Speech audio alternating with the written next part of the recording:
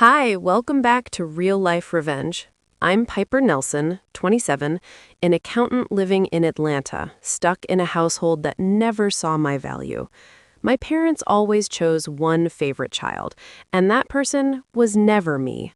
At every gathering, they'd raise their glasses, smiles polished, voices dripping with sweetness that masked the sting underneath. One daughter they admired, the other, me, just filling the background. My sister received it all, a $300,000 condo, extravagant trips, and an endless chorus of their praise. I, on the other hand, was cornered into taking a $15,000 loan to erase her student debt, a burden whose interest quietly strangled my savings as I spent long nights surrounded by spreadsheets and deadlines. Even when I earned a promotion, a corner office, a clear upward path, they didn't notice. A $200 or $500 designer coat for my sister deserved champagne and celebration. Every contrast between us etched the same message into me. I'd never measure up in their world. But I wasn't collapsing. I was strategizing. Each hidden dollar I saved became a brick in the road to independence, a life 3,000 miles away in Boston, out of their reach. Before we dive in, drop a comment below. Tell me your city and the time where you are. I love seeing how many places and time zones this story travels to. Each bit of money I tucked away felt like breathing space. At the bank, pen poised, I signed the paperwork for Tabitha's student loan. The loan officer glanced at me, puzzled, but I stayed steady. The $12,000 left on that account came from her missed classes and failed business attempts. Yet, my parents called it helping family. My own budget was already tight, my small apartment barely covered, and still, I was the one expected to carry the weight of her choices. Each month, $450 vanished from my paycheck, a constant reminder of the debt that chained me to their expectations. I clenched my jaw, fully aware they'd never ask Tabitha to pay a cent back. At 30, she paraded Atlanta's upscale boutiques, spending thousands on silk gowns and imported handbags as if money grew on admiration. Her newest splurge was a $3,000 pair of heels, gleamed across her social feed under the caption, "Living my best life." Mom called her hard-working. Dad admired her ambition, as though my 60-hour weeks meant nothing at all. They'd gather at dinner, praising her lavish taste, while I sat quietly, my effort and discipline erased by their blindness. What they called drive was nothing but illusion, a lifestyle propped up by my sacrifices. Meanwhile, at the firm, I'd been pouring every ounce of focus on my job. Just last month, my manager summoned me into her office, a rare smile softening her usual composure. "Piper, you're being promoted and there's a raise," she said. I'd restructured a client's tax plan that saved them millions, and the partners had taken notice. I left that office with my chest lifted high, convinced that maybe this time my parents would finally notice me. I couldn't have been more mistaken. Over coffee, I shared the news, waiting for even a flicker of pride. Dad merely scoffed. "That's nice, but Tabitha's about to close a major deal for her boutique." Mom chimed in. "She's really going places, Piper. You could learn from her." Their words landed like blows. Years of work, long nights, endless sacrifice, dismissed in a heartbeat. Later, I overheard them on the phone with her, their voices glowing with affection. "You're doing amazing," Mom said. "We just need Piper to step up like you." Step up. The phrase echoed like an insult. I was already sinking. Under their expectations, draining my own savings to prop up Tabitha's failures while they called her their success story. Then came Dad's voice, sharp and certain. "Piper needs to contribute more to this family." Contribute more? I'd already given them everything. My money, my energy, my dignity. Their favoritism wasn't just cruel, it was betrayal. That night, I sat on my worn couch, staring at the loan documents bearing my signature, a symbol of how tightly they still held me. I wasn't going to be their safety net anymore. Opening my laptop, I started browsing jobs in Boston. The skyline photos on the listings looked like freedom itself. Firms were hiring senior accountants, salaries around $95,000, enough to afford a modest one-bedroom in Back Bay. I crunched the numbers. $2,800 for rent, $200 for utilities, $400 for insurance. Tight, but doable. I had already been secretly saving $300 a month in an account they didn't know existed. Small but sacred, untouched by their influence. I mapped out neighborhoods, Beacon Hill, South End, tracing the life I could finally claim as mine. Every resume I revised felt like an act of defiance. I tailored each line, my new title, the tax systems I'd improved, my calm under pressure. One listing caught my breath. A mid-sized Boston firm offering $95,000 a year, full benefits, and a direct track to partnership. I spent hours perfecting my cover letter, my hands trembling with resolve.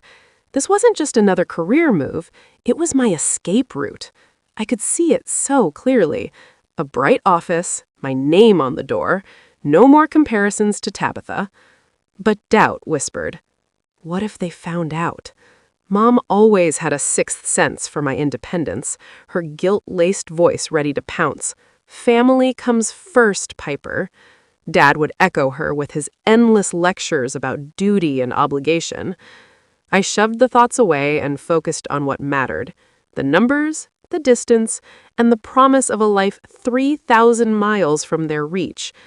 I totaled up the cost of leaving, about $1,500 for the moving truck and another $500 for deposits. My savings were building slowly, but I still needed more time and more cash. So I started trimming every expense I could, canceled subscriptions, skipped restaurant meals, even sold an old chair online for $50. Each tiny sacrifice felt like rebellion, one more stone in the wall I was stacking between their control and my freedom. Then Tabitha's latest post lit up my screen, her champagne in hand at a rooftop bar, captioned, "Chasing Dreams." Mom's comments sat beneath it. So proud. I swiped it away, jaw tight. Her so-called dreams were still fueled by my sacrifices, but not for much longer. I reached out to a realtor in Boston. She sent me listings, tiny studios, modest but perfect for a restart. I tucked every email and link into a folder labeled Taxes, just in case Mom ever poked around my laptop. My plan was finally solidifying. Not just escape, but transformation. Then the call came. A recruiter from the Boston firm. Her voice was confident, precise. "Your background really stands out, Piper. We're impressed with your tax results." For the first time in months, someone actually saw my worth. I ended the call trembling, exhilarated, and immediately transferred another $100 into my hidden account. Boston was no longer a faraway hope. It had a clock ticking beside it. Then came the night that changed everything. My parents' 35th anniversary party, a glittering showcase of Atlanta's finest. The house overflowed with family, friends, old colleagues, people who'd known us for decades. I arrived in a simple black dress, understated but elegant. It didn't matter. The attention orbited around Tabitha, dazzling in her sequined gown, her laughter rising above the chatter like a performance. I lingered. Near the back, clutching my glass, invisible in plain sight, Dad Mark took the microphone, tall and assured as always. "Here's to 35 years," he began warmly, "and to family." Mom Barbara smiled beside him, her expression polished, her eyes scanning the crowd. Then his tone shifted. "Some kids make you proud," he said, pausing to glance toward Tabitha. "Others just take up space." The room erupted in uneasy laughter. Tabitha's lips curled into a satisfied smirk, her eyes meeting mine, glittering with triumph. The air felt heavy. Everyone's gaze cutting into me like heat. I could have swallowed it like before, buried the humiliation, stayed quiet, but not this time. I placed my glass down, the clink sharp enough to silence a few nearby conversations. "Good thing I've already got my own place," I said, my voice steady and clear. 3,000 meters away. The words sliced through the room. "From now on," I continued, "the rent, the bills, the insurance, all of it's yours." The chatter died instantly. Dad's hand froze mid-toast, his jaw tightening. The power in the room shifted, for once, in my direction. Barbara's smile froze, her hand instinctively rising to her necklace. Tabitha's smug expression flickered, her eyes narrowing into slits. I didn't wait to see the rest. My heels clicked against the floor as I turned, each step away from that table loosening years of invisible chains. The rush that followed was pure freedom, a feeling I hadn't tasted in so long. Behind me, the murmurs began. First a whisper, then a rising tide. "Did she just say?" one guest gasped. "They finally pushed her too far," another murmured, voice low but edged with truth. Snippets reached me as I crossed the room. "Ungrateful. Cruel. She's right." The air itself seemed to tremble, polite masks slipping as judgment turned toward them instead of me. I brushed past a cousin whose eyes were wide with disbelief, and an old family friend who suddenly couldn't meet my gaze. They'd all seen it. The favoritism, the cruelty, the years I'd swallowed in silence. At the edge of the room, I stopped just long enough to breathe, my chest lifting. For once, I wasn't the one shrinking to fit. "Piper, get back here!" Mark's voice cracked behind me, the authority in it slipping. Too late. I'd already said everything that needed to be said. Barbara's chair scraped loudly as she stood, my name hissing from her lips. I didn't turn around. Tabitha, for once, had no comeback. Her silence said it all. I was done carrying their weight, their debts, their pity, their disappointment. None of it was mine anymore. Around me, the whispers grew sharper, pity mingling with anger. "How could they say that to her?" a woman whispered. "She's been supporting them," another replied, her tone cutting. I caught sight of an older couple shaking their heads, their champagne untouched.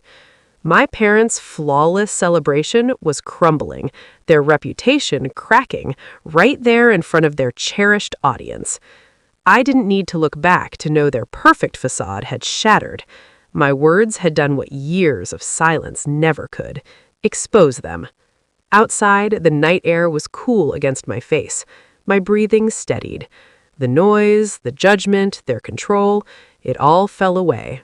I hadn't just left a party, I'd left their grip entirely. They'd mocked me one too many times, and now I'd turned their spotlight into my own stage. The laughter behind me faded as I stepped into the dark, already halfway to Boston in my mind. A week later, betrayal arrived through my phone. Tabitha's post appeared, her words poisonous beneath a smiling photo. "Some people think they're better than family," she wrote. "Selfish, ungrateful, tearing us apart." She twisted the truth into a pity story, painting me as the heartless daughter who abandoned her parents in shame. The comments rolled in fast, friends calling me cold, disloyal, a disgrace to the Nelson name. I stared at the falsehoods, hands shaking. She warped my stand into her storyline, and people bought it. I wanted to clap back and list the years she lived off me, but I held my tongue. Her bait was obvious, and I refused to bite. The next morning, an envelope slid under my door. Mom's careful script covered the page. "Piper, your actions at the party were unacceptable," it began. "You owe us an apology to keep this family together." The letter was guilt packaged as concern, full of phrases like family harmony and your duty. No mention of her own cruelty, or Dad's, or how they mocked me before a room full of guests. I folded it, jaw tight, and dropped it in a drawer. I wasn't apologizing. Not now, not ever. I needed a voice of reason. I met Clara, a coworker, at a cafe that afternoon and unloaded everything. The party, Tabitha's post, Mom's letter. Clara listened, steady and silent. When I finished, she said, "You did the right thing. They're trying to control you. Don't let them." Her words anchored me to my decision. She reminded me of my backbone, my plan, my value. Boston's waiting, she added, warm and sure. You're bigger than their drama. I nodded, resolve locking in. Her support was the nudge I needed to keep moving. That evening, my phone buzzed again. Rose, my cousin, texted, "Heard you're moving to Boston. What's the deal?" The tone felt probing, not friendly. She skipped the party and the post, asking about my plans with a faint edge. "Big move. You sure about this?" I answered vaguely, "Just need a change." She didn't press, and I didn't expect her to. She wasn't with me. She was observing. Meanwhile, Tabitha's post kept snowballing, her followers piling on. "How could she do that to her parents?" one commented. "Spoiled brat," another added. The jabs hurt, but I refused to jump in. That arena was theirs, not mine. I opened Instagram, Twitter, Facebook, and hit delete. The apps disappeared, and so did the noise. I felt lighter, free of their distortions. I didn't need their approval to breathe. With the online clutter gone, I focused on the move. My Boston folder was packed with notes. A fresh email from the realtor confirmed a South End studio at $2,600 a month, utilities separate. I had it all mapped out, my savings just enough to cover the deposit for the apartment. The Boston firm had scheduled a second interview, this time in person. I booked a round-trip flight for $250 and began listing my furniture. My couch sold for $100, the TV for $75. Each sale felt like progress, each one a step closer to severing the ties. Nights were packing, sorting through years of memories. Old photos, letters, keepsakes. Each one felt like an anchor to a life I was leaving behind. I kept only the essentials. Clothes, my laptop, a few books. The rest went into boxes for donation or sale. What used to be a safe haven, my apartment now felt temporary, a transition to something far better. I contacted my landlord to confirm the lease would end in 2 months. Signing the paperwork felt like a quiet but definite declaration of independence. Later that week, Clara texted to check in. "You okay?" I smiled, grateful for her genuine concern. "Better than ever," I replied. Her support was a reminder that I wasn't truly alone, even if my family had abandoned me. I didn't need Rose's approval or Tabitha's lies. I didn't need Mom's guilt trips, either. I was building a future on my own terms. I checked my savings, $4,200. Enough for the move if I stayed disciplined. I added $200 more from a side gig auditing a small business's books. Every dollar was crucial, every one a brick in the wall separating me from Atlanta. Tabitha's posts, Mom's letter, all just noise, not my truth. I wasn't the selfish one. I was breaking free. 6 weeks later, Tabitha's world started to fall apart. I was packing the last of my boxes when my phone buzzed. Tabitha's name flashed on the screen. A rarity. "I need to talk," her text read, short and desperate. I hesitated, fingers hovering. After the lies she spread online and her cold silence at the party, I owed her nothing. But curiosity gnawed at me. She asked to meet at her apartment, and against my better judgment, I agreed.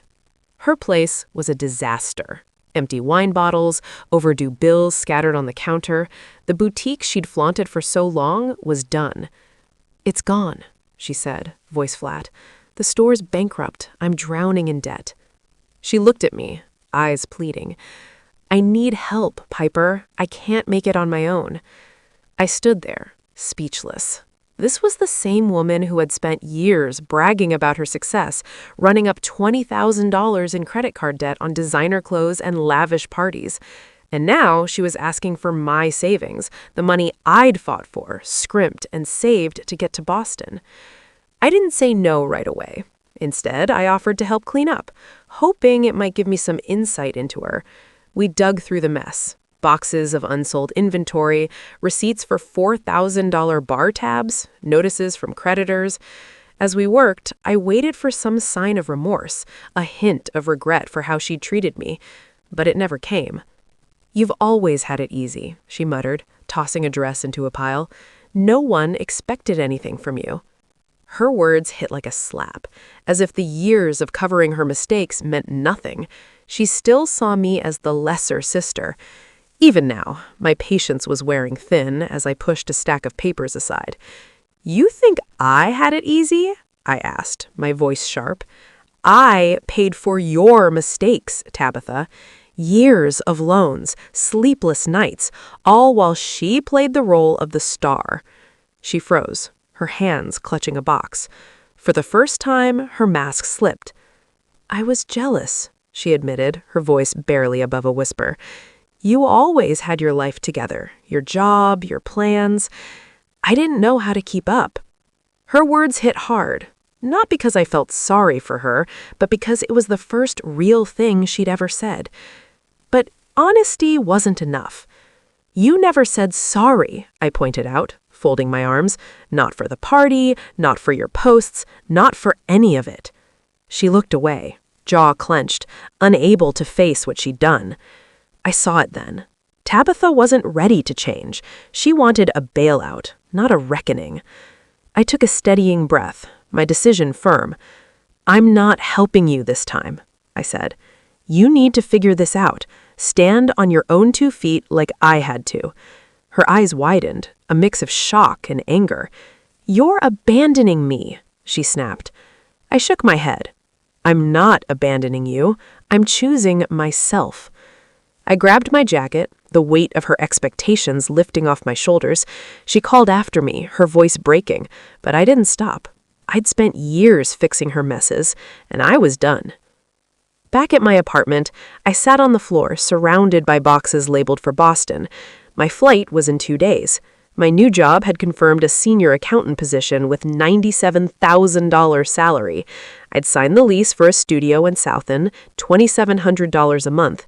My savings were stretched, but enough to get me started.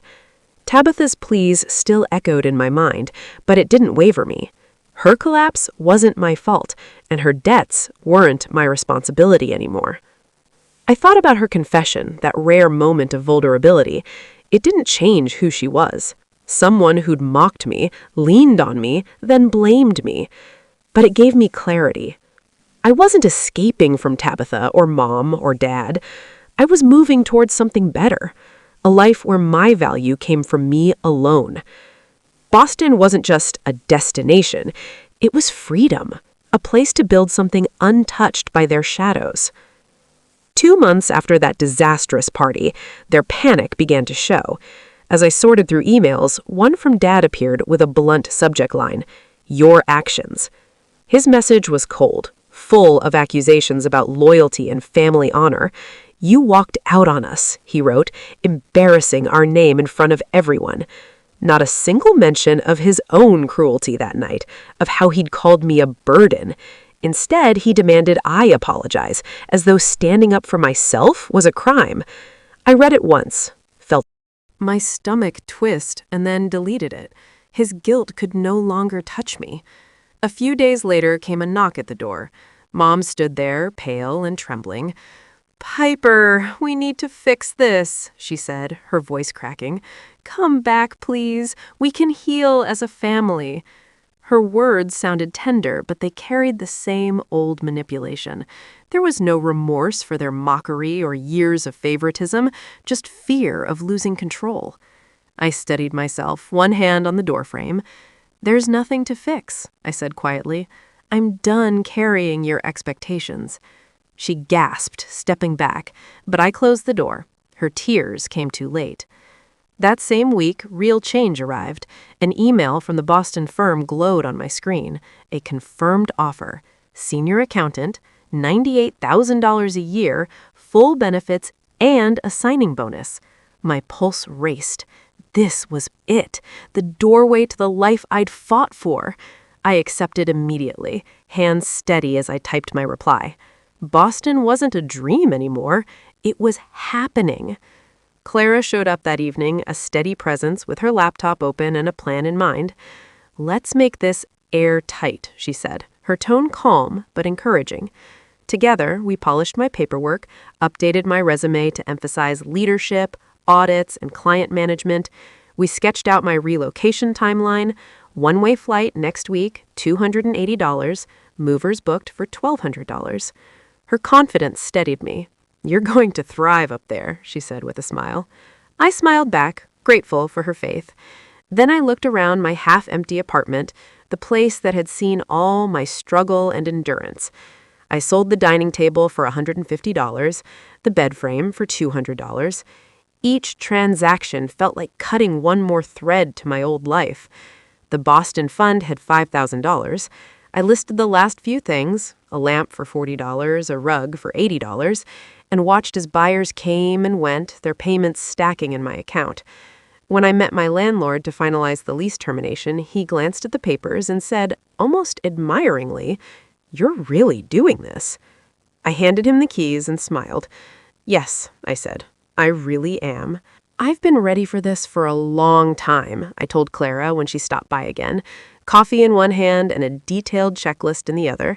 Together, we mapped out everything. The first week in Boston, moving into my apartment, setting up utilities, reporting for orientation at the firm.